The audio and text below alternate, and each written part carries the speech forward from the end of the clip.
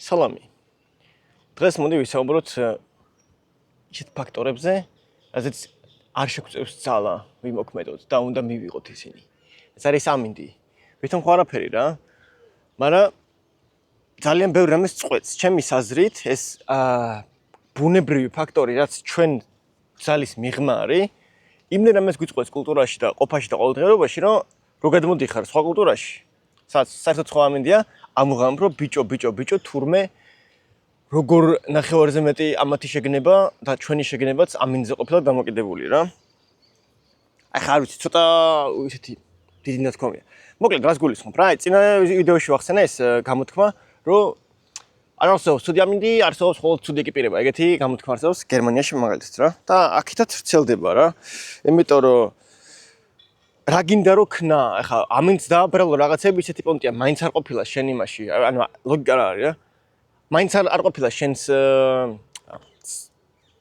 ძალების ქვეშ, შენ არ შეგწევდა არანაირი ძალა გამოქმედა ამინდზე შესაბამისად, როგორ შეგიძლია რომ შენი ცხოვრება მიანდო ამინდს და მასე დაგეგმო ყველაფერი. მაგიტომაც ტიპები იძახიან აქ რომ ბიჭო არ არსებობს ცუდი ამინდი, ხო და კაკრას ეგაა რომ ეცადე რომ შენ კონტროლ ქვეშ რაცა ეგ გამოასწორო, რომ შეხვდე ცუდ ამინდს მტრულად რა, მოისა მტერს დახვდეთ მტრულად მოყარეს მურათო, ეგ სიმღერა რო არის. ეგეთ პონჩი რა. ხო და ხა ეს მახსენებს ერთ მოლაკვეთს რა. მახსოვს ჯერ კიდე ყრმა რო ვიყავი, ჯერ კიდე საქართველოში ცხოვრობდი. აი დავით გარეთში თუ მოხვდებოდი ხოლმე რა, მან ხშირად მინახავს ესენი. ეს ევროპელი ტურისტები რა. შეხედავ და ეს დალაგებულები, მოვლილები, შეხედავ დასვენებული თვალები და გამოწკეპილი გორტექსის ზმანებში, გორტექსი ეს არის მოლაშქრმადიდებლებისთვის საზვანული ტიპები, რომლებიც ესე წამდაუწუნ იქიჭდნენ და შესვენებაზე გეგმავდნენ, რომ მოიცა ხა ამინდი როგორია, იქ როგორია, აქ როგორია, რაღაც დავგეგმოთ რაღაც და ფიქრობდი, რომ ბიჭო, აი ეს არის ძმაო, ხალხი, ეს არის ცხოვრება. აი თურმე ჩვენ ვინ უნდა ვიყოთ, ვის უნდა ვუყუროთ ხელებში, ამათმა იციან ძმაო, აი შეხედეთ როგორი დალაგებულები არიან ბიჭო და ჩვენ შემოვხედე რას გავართ მე პირადად მაგ პერიოდში რომ ლაშქრობდი რაღაც საშინელი ეკიპირებით. ეგ ახან რა გაცვია და რაღაც. და მე გადმოცხოვრების მერე მივხვდი რომ ბიჭო თურმე ეს გორტექსიანი გამოწკეპილი ლამაზებული და მოწესრიგებული ევროპელი მოგზაურები ყოფილან აქაური კულტურის შვილები, აქაური ბუნების შვილები და თურმე ეს ნევროტული ქცევა, რომ ყოველ წამს ამოწმებ ამინდს და უკვე ჩვევა და აქცეული რომ ამინდი ამოწმო, იმიტომ რომ შესაძლებელია რომ ამინდის გამო თელ გეგმებში ჩაგეკაქოს. თურმე აქაურობიდან მოდის რა. დილას შეიძლება ანუ 4 სეზონიან დღეებს ეძახიან ხოლმე ხანდახან რა. მთელი წელი ერთ დღეში შეგიძლია გაიარო. ხანდახან ყოფილა მაგალითად გაზაფხულზე დილას შეიძლება დაიწყოს თოვლით, მერე გამოვიდეს მზე, მერე მაგარი იწვიმოს და მერე ისევ რაღაც ეგეთი უცნაურობები. რა და მერე ბოლოს ადამიანი გარეთ რო გაქვს საქმე და გამოხვიდეს სახელიდან, არ იცი რა ჩაიცვა რა. თბილი ქურთუკიო თოვლის ყინვა ისინი აიტანო მაისური საწვიმარი რაღაც ეგეთი აჯაბსანდალია. და მერე ამას რო უყურებ მივხვდი რომ თურმე მესმის ამ ხალხს რატო არიან ესეთი ნევროტულები და იქეთ საქართველოში როგორ ჩანს ეს როგორც თითქოს უმაღლესი დონის მოწესრიგებულობა რა. რომ ტიპი ისეთი ნავაროჩენია რომ ვაფშე ყველაფერს ითვალისწინებს რა. ჩვენ ცხოვრებით ნახე როგორი უკეთესია ვიდრე ჩვენ ბიჭო. მაგრამ მაგან არ მოგატყუოთ. მე გავიცანი ზოგიერთი ევროპელი ფრანგები და ასე შემდეგ, ვინც გადმოვიდნენ საქართველოში საცხოვრებლად. და ძალიან კარგადაც ჩამოიფერთხეს ეს მაკონტროლებელი ჩვევები და რაღაცებს აკონტროლებენ. ბიჭო, აზზე უნდა ვიყო. და ავი რა. ტყუილ არ გამომოთრეხებდი ჩვენ თავს რა. და თან მაგის გარდა რომ აქ ცხოვრებით ვამუღამებ რომ ეს ამინდის კონტროლი და ყველაფერი კი ვითომ მაგარია და ვისწავლეთ რაღაცების კონტროლი და ვითარდებით, მაგრამ რაღაც მომენტში ძალიან ტრაგიკული სანახაობაა, იმიტომ რომ 12 თვიდან ალბათ 8 თვე წვიმს ან მოღრუბლულია რა. და შესაბამისად მთელი საზოგადოება არის დეპრესიული, მოლენჩებული და D3 ვიტამინის დოზაზე დამოკიდებული რა, რომ ოდნავ მაინც იგრძნოს თავი ბედნიერად. რაც თავისთავად ხო რა ტრაგიკულია რა. მაგრამ მე მანდ მეორე ის გაჩნდებოდა პოზიცია, რომ მაგრამ საცხალო ადამიანო შენ თუ არ გაქვს საშუალება ცუდი ამინდის დროს შეიცვალო და თბილ ქვეყნებში წახვიდე, ეგ შენი პრობლემაა, მონა ღარიბო. ზოგიერთი ტიპები ეგრე არიან რა. რომ მედიანი მაშ სანტროპეში, მონაკოში. ან რაღაც ეგეთი. ან შეიძლება პროსტ სამხრეთ ამერიკაში წავიდეს. თუ რატომაც არ, მაგრამ რავი, ხო მესმის რა. თუ არის საშუალება, ძმო, ეს წავიდოდი რა. და მე რიცხოვებ ამ შენ ლუქსავოი იმითი. და ვაფშე ფეხზე დაიკიდებ, ვაფშე რა არის ბუნება, რა არის გარემო. რავი რა. და კიდევ ერთი საინტერესო დაკვირვება რაც გაეძრო არის რომ ამ ჰიპერგანვითარებულ სამყაროში რა ტიპები რო ამ უდახვეწილესი აპებით მაგალითად თუ აქეთ ჩამოხვალთ ბეიენ რადარ, ბუიენ რადარ ქვია რა. ეგ აპირა გამოიყენა უეჭველი და თორე ინტეგრირება შეუძლებელია საზოგადოებაში რა, იმიტომ რომ ყველა მესნს და ადგილობრივს აი გაპიუყენია რა. და ეგ დაუმღამი რომ ტიპები აპებში ამოწევენ სულ ყველაფერს აქ მენა მაგრა გათვლილი მაგრა ხედავენ იმას პროცენტები რამდენი იქნება, წვიმის შანსი რა იქნება და რამდენი მილიმეტრი იქნება და კიდე რამდენი ტემპერატურა და როდის როგორ შეიცვლება და ყველაფერი წუთზე გაწერილი აქვს და ინფორმაციას ფლობენ, მაგრამ მეგონა რომ მაგარი ნავიგატორები იქნებოდნენ აქ, რომ თქვათ რახან ესეთი ცუდი ამინდებია, ალბათ ბუნებას აკვირდებიან და ამღამებენ რომ მაინც ღრუბლები ასე მოდიან, ეხლა ამ ფერია მზის ჩასვლა, ეხლა ესეთი ამინდნა გველოდეს შემდეგებაში, მაგრამ თითქოს ამ ჰიპერტექნოლოგიურად განვითარებულმა საზოგადოებამ და ძალიან მაგარმა დახვეწილმა მაღალი დონის საზოგადოებამ და შესაძლებლობებმა დააჩლუნგა ხალხი. და რა მიხარია ამას ნიშნის მოგებით კი არ ვიძახი, მაინც ევროპელები არიან ცუდი ბიძიები და დაჩლუნგებულები რა. არა ბიძია, ეგრე კარგადაც არაა საქმე, რომ მე ჩვენ უკეთესები ვართ. არა, ჩვენც იგივე მოგველის, რაციზამ.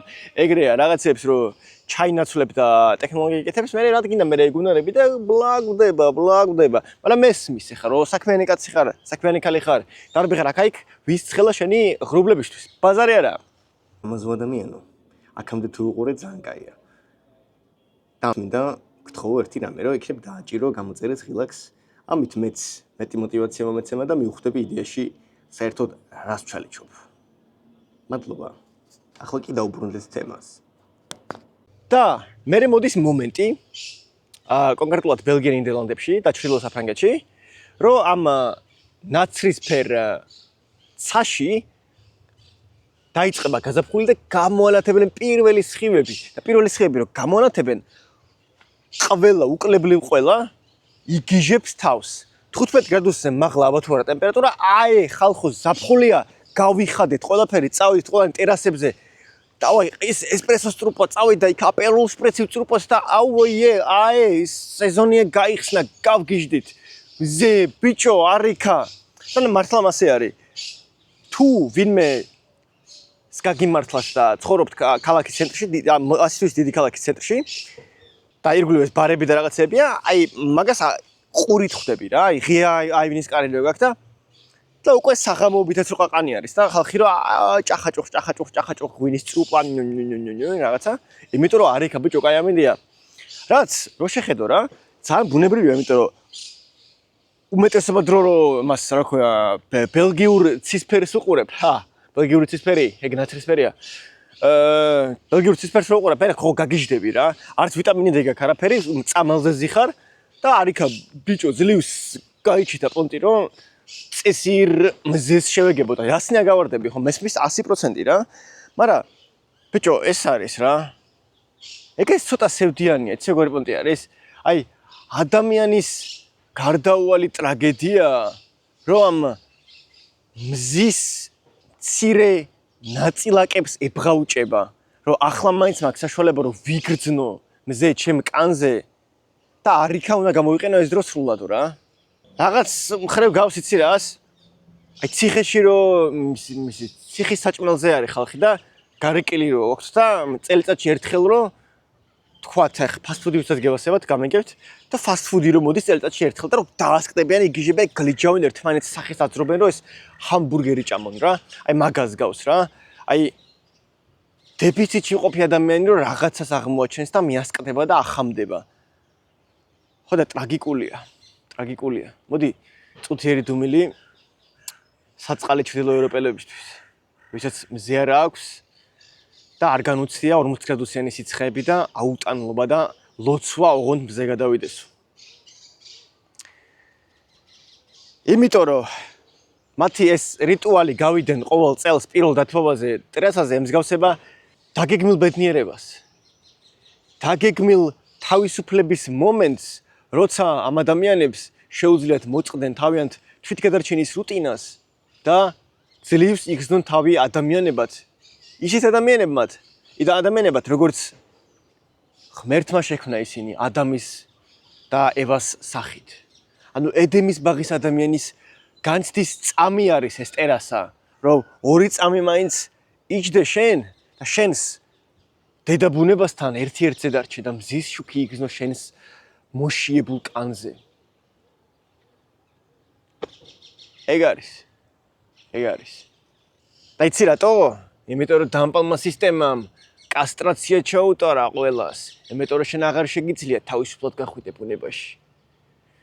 არ შეგიძლია მოეშვა, იმიტომ რომ სულ უნდა იმუშაო, ვინ გადაიხდის ქირას, ვინ გადაიხდის გადასახადებს, ვინ გადაიხდის კომუნალურებს. აი ეს ცოტა კონსპირაციულია, მაგრამ ხო რა ცხოვრება რა ისევ რა. ეგრე გაიწყო, ეგრე დალაგდა. მოკლედ რომ შევაჯამო რა, ჩვენ ქართველებს გვჩვევია, როგორც ყველა სხვას ჩვევია, რომ იფიქროს იმაზე, როგორი მწვანეა ბალახი მეორე მხარეს, როგორი ბანძი ბალახი მაქვს მე, მაგის დედავატირა და აი ისინი იქ როგორ უკეთ არიან და ყველა შვება მაგას. არ დაიჯეროთ რომ ეგ ჩვენი მანკერება. ხო და ამ ჩვევაში რომ ვიფიქრობთ რომ ბიჭო, რა ლამაზები არიან ეს ევროპიელები, რომ ასეთი გამძლენი არიან და არაწუწუნანი და არაპრეტენზიულები, იმიტომ რომ ნახე, ეგ სიმართლეა.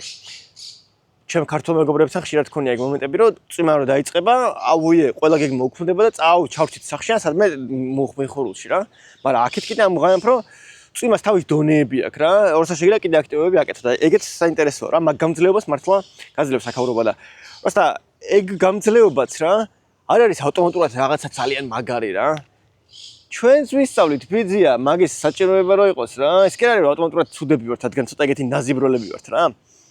აქ ისევ და ისევ მილიონჯერ გატკეპნილ ფაბულას უნდა შევეხოთ, რომ ქართველები, როგორც ყველა სამხრეთული კულტურის წარმომადგენლები, მზე დარტყამულები ვართ. შესაბამისად, უფრო აქტიურები, ფეთქევადები, დაუფიქრებლები და ემოციურები, გამიგე? და რატო? იმიტომ რომ გარემო გვაქვს ეგეთი. რა ვქნათ, ძმაო? ჩვენ ხო არ აგვირჩევია ასეთი მზიანი და დალოცვილი მხარე. მაგაშია საქმე. იქით კიდე პირიქით. გარემო ეგეთი, რომ თუ შენ არ დაზოგავ შენ ენერგიას, რა, ექსპრესიაში ხო იხარჯება ენერგია, შენი შაქრები, რაც შენ დიდი შრომით მოიპოვე, რომ გეჭამა, ხორბალი მოგეყოლა, პური გამოგეცხო, პროსტა ყაყანში ხوار დახარჯავ, იცი, რომ მომავალში სიცივე გელოდება და ვერ მოიყვან ხორბალს ისე რა. მიტომაც არიან უფრო დაწეული იმითი რა, გამოხატულობით და ასე შემდეგ. თუ გარემოა ეგეთი ბიძია, სურო წვიმს, ეხა ვის აქვს თავი იყაყანოს, მაგაშია საქმე. ხო და რავი, აბა. ამით რის თქმა მინდა. ეგრეთ ცუდიც არ არის ამათი მდგომარეობა. მაგრამ ხო ესეც საინტერესოა, ხა მეც რო ვიძახი. აუ ბიჭო, ამათ ცუდად აქვს. საქმე ჩვენ ვართ მაგრა, ეგეც მაგარია რა.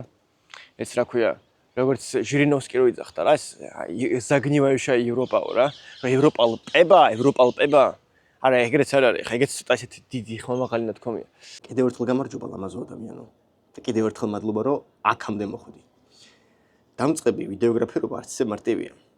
და ამიტომაც პატარა თხოვნები ექნება რომ იქნებ კომენტარში დამიწერო რა მოგწონს, რა არ მოგწონს, რა არის სწორი, რა არის არასწორი, რომ მეც გონზე ვიყო, რა მიმართულებით წავიდე, რა მიმართულებით არ წავიდე და რა გამოვასწორო, რა გამომჯობესო, რომ შენთვისაც უფრო საინტერესო იყოს ყველაფერი. მადლობა. ახლა კი დაუბრუნდეთ თემას. მაგრამ ამ პოზიტიურ ნოტაზეც ისიც უნდა ვაღიაროთ, რომ აქეთ ეგზისტენციალურად ყოფითად რო შევხედოთ, ყოფითად რა. შენი ყოველდღიურობის დიდ ნაწილს უთმობ შენი საწვიმარების ელვების შეკვრა გახსნას, კოლგების დაფერთხვას და დაკეცვა გაშლას და ასე შეგიძლია გაექცე თავარყოფით კითხვებს თუ რას საკეთებ შენ ცხოვრებაში, რისთვის ხარჯავ დროს, რისთვის მუშაობ, ვაფშე რატო ჭალენჯობ ამ ყველაფერს. და ასე შეგიძლია მთელი ცხოვრება იცხოვრო მექანიკურად, ავტომატური ჩვევების გვერდით. მაგრამ ჩვენთან ხო მაგარი ყველაფერი, ჩვენთან კიდე პირიქით ამ სიცხის დამარაზმის გამო უფრო ექსტრემალური ხალხი ვართ. ეგეთი დაალაგებულები არ ვართ, რომ მექანიკურად რაღაცები აკეთო ავტომატურად და რაღაც, ხო? ეგ მაგარია. მაგიტომაც გვაქვს ჩვენ ყველაფერი ან არაფერი მიდგომები, რომ ბიჭო, ან ყველაფერი ან არაფერი, ან ჯობს სიცოცხლეს ან აზრახს, ან სიკვდილის სახელოვანი ბრატ რა. და ეგ პონტია გაკრას, რომ იქით რომ ყველაფერი საშუალო უნდა იყოს, იმიტომ რომ ჩვენ არ შეგვიძლია დიდი რისკების აღება, იმიტომ რომ თუ გაასხა რისკებმა ძალიან ცუდი გარემო და ეგ ვერ ხა, ხო? საბოლოო ჯამში ორივე არის რა. ანუ ხო აი ორივე არის. აქეთ წვიმს ხალხმა ისწავლა შეგუება და ჩვენთან ცხამს და ჩვენს ვისწავლეთ შეგუება, იმიტომ რომ აქეთ ხალხმა არ იცის რომ გცხელა წყაროსთან მეხვიდე და ესე ყურის ბიბილოები უნდა დაისველო. და ესე 1:15 წუთი სიგრილე გარანტირებული გაქვს რა. აი ეგეთი რაღაც ადაპტაციები არის, რაც ერთმანეთისგან შეგვიძლია ვისწავლოთ რა. მაგრამ მოდი დავხუროთ ყველაფერი ესე მშვიდობიანად რომ ეს განსხვავებები ყველაფერი პირობითია. და მოდი ყველამ ერთად ვიცხოვროთ მეგობრულად, როგორც ეს საბჭოთა მულტიკის კოტლი აპოლიდე ეძახის რა და რიბята давайте жить дружно რა. იმიტომ რომ დაჟე რა. ემას ბელგიის გერბზეც ეგეთი დევიზია l'union fait force, la force გაიგეშენა რომ ესა ერთობაო ქნისო ძალასო რა, ძალა ერთობაშიო. ხო და რა გვაქვს გასაყოფი, ჩემო მეგობრებო. მოდი ერთად ვიცხოვროთ. ყველაფერი კარგად იქნება. ხო რა, იმიტომ რომ იქით იმაზე თითები გაიშვირო რომ არა ლამაზი მაგის სიმონ რა. და კიდე ბოლოს ერთი აღიარება როგორც ქართველმა, როგორც ამაყმა ქართველმა, რომელიც ამაყობს თავისი სამშობლოთი და მრავალ წახნაგოვანი კლიმატით. აქ რაც ვისწავლე არის რომ და რაც ნუ აღიარო არის რომ სიცივე ჯობია სიცხეს, გამიგე? იმიტომ რომ ეხლაც გამოცხადებული აქვს ამ კვირაში 37 გრადუსამდე ავაო რა.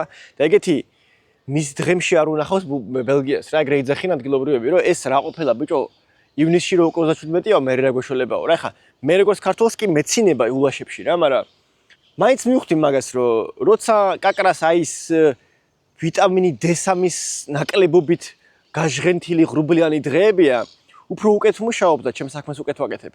და უკეთეს გონება განწყობილებაზე ვარ და მეც ვასწრებ დღეში, ვიდრე სიცხისას, იმიტომ რომ თუ გცივა შობალძაღლო, დაიმატებ ფენებს, მაგრამ აი რო გცხელა რა, რაღაც დონეზე იხდი, ბოლოს ტიტოლი რჩები და მე რა გინდა რო ქნა.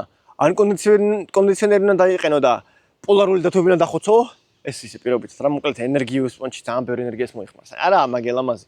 მაგრამ რა გინდა რო ქნა რა. და მეორე მხრივ არის რომ ის წყალი მეისხა სულ თუ აბაზანაში ნეცხოვრო. ხო რაღაც ეგეთია ვარიანტია რა. ან ნახონეს ღელიან, რუან პატარა ტაბორი და იქნა ჩაჯდეს, ხაბურზაყი გააგორო, იქით ჩააციო ლუდი. ასე ტივტივა დაიდო და ზედა ლეპტოპით ასე ემუშაო რა, მაგრამ ხო ხა რალდეს აქ მაგის საშუალება, მოდი რეალისტურები ვიყოთ რა. ამიტომაც სიცივე ჯობია სიცხეს. ეგავა და გორიციხეი დღეისთვის. მადლობა და შემდეგ შეხვედრამდე